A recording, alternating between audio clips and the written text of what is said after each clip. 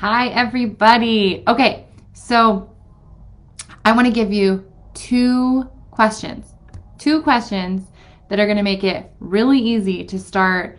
Those of you who already are practicing in this brain-based model of chiropractic, which, by the way, chiropractic is brain-based. I agree with you. Chiropractic has always been brain-based. Chiropractic is about analyzing, correcting vertebral subluxation, removing interference, allowing the neurology to efficiently communicate, which of course is about the brain and the nervous system.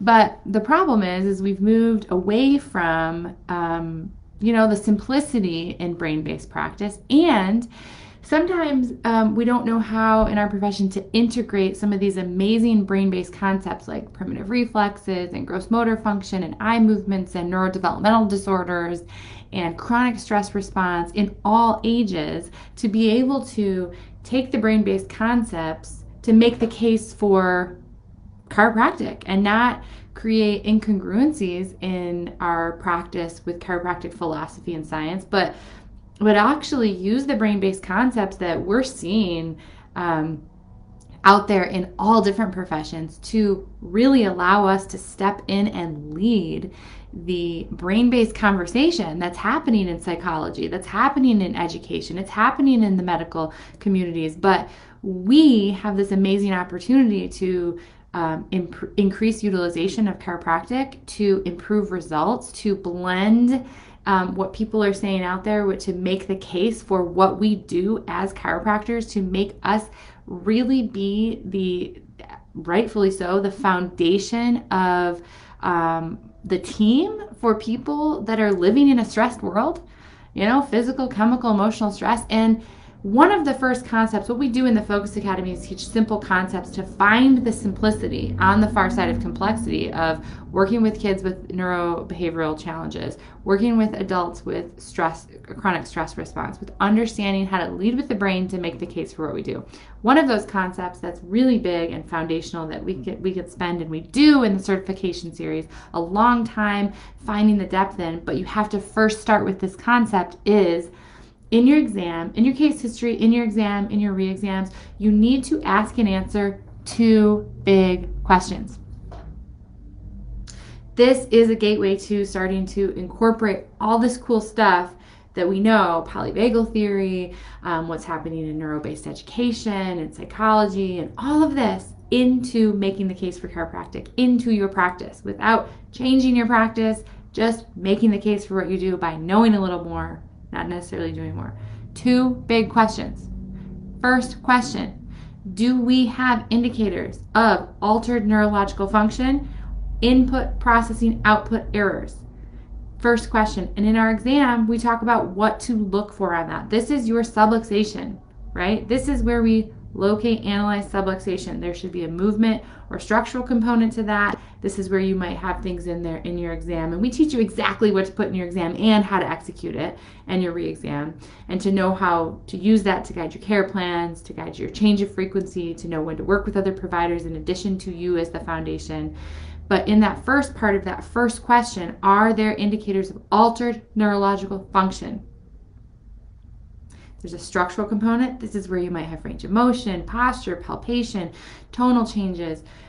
That's where we look at that. X-rays. Second part of answering that first question, are there indicators of neurological change? And we don't just want to look at one. I like to look at multiple. This is where you might look at pupillary response. This is where you might look at thermography. This is where you might look at heart rate variability, right? Or all of those. We want to make the case, not just by saying, hey, every person is subluxated, by saying, I need to make the case to ask and answer the first question. Are there indicators of altered neurological function, input, processing, output challenges? And here's the clinical clues I'm going to look for on a simple exam to make the case to ask and answer the first question. The second question, how's that impacting the brain?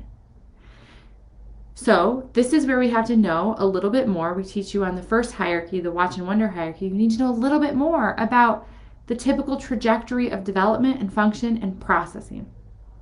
So we know the brain is not fully developed at birth. We know we have to move through this trajectory of development. We know at different stages of development, we gain different tools. We become more sophisticated in the tools that we use to process our world. We know that that's a bit of a moving target. You can have an individual that's fully developed, using their whole brain, very active in the prefrontal cortex, great executive function, no primitive reflexes, awesome gross motor, crossbody, and they have massive amount of stress, and they can have some regression. And that will show up on this second question. This is your functional brain-based exam. Or you can have an individual child who has gaps in moving through that developmental trajectory. This is where we have to look at primitive reflexes, gross motor, fine motor, auditory verbal processing, eye movements, visual cognition, higher cognition, executive function. We have to look at all of this, and we can do it simply. This whole exam, first question, second question, can be done in quickly. It can be done in less than 30 minutes. Sometimes it can be done in less than 15 minutes if you're doing a lot of observation. And some of these kids and adults, you need to gather a lot of this information through observation, because they may not be able to engage in, standing for an exam and going through the exam in this really typical way, because it may be too much of a demand for them. So you learn what a typical exam looks like, learn how to ask and answer these two questions and what that looks like typically. And then we teach you how to use your observational and engagement tools to observe, these kids and adults walking through your office, to get little indicators of gross motor, fine motor, vestibular, auditory, verbal, to engage and watch and observe how they're interacting with your staff, other kids in the waiting room, to observe how they're coloring. What does that tell you about gross motor, fine motor, primitive reflex, palmar reflex? So you can gather all of this information to ask and answer these two questions, to get a window into, do we have altered neurological function, input, processing, output? What are the stressors that may have led to that, physical, chemical, emotional, on your brain-based case history? And are there indicators that there's this or something else impacting the way that they're currently using their brain, causing regression, and or are that the way they're moving through development? What are their primary tools? Primitive reflex, gross motor, fine motor, auditory, verbal, eye movement, visual cognitive function. We find simplicity, we integrate this in, and we allow ourselves to be the leaders in this brain-based movement that is happening across all the professions. People are starting to realize, providers are starting to realize, we can't start trying to treat the end, observable manifested symptom of a behavioral learning, socialization, mental health challenge. We need to first look at, what is the state of the nervous system? How does the state of the nervous system impact the way that an individual is engaging, connecting, and learning from their world? And therefore, chiropractors, we have to be at the forefront of leading this. But we have to first understand ourselves. We have to understand how it all goes together. We have to understand how to simply communicate it, how to simply have brain-based process and procedures in your office, to not take you away from chiropractic, to make the case for chiropractic, to allow us as chiropractors to be the quarterback of the team, sometimes working with the whole team, but be the foundation or the quarterback of being able to check the box of a monitored and healthy nervous system. And then what might we need in addition to that? We teach you that in the Focus Academy, Focus Certification Series.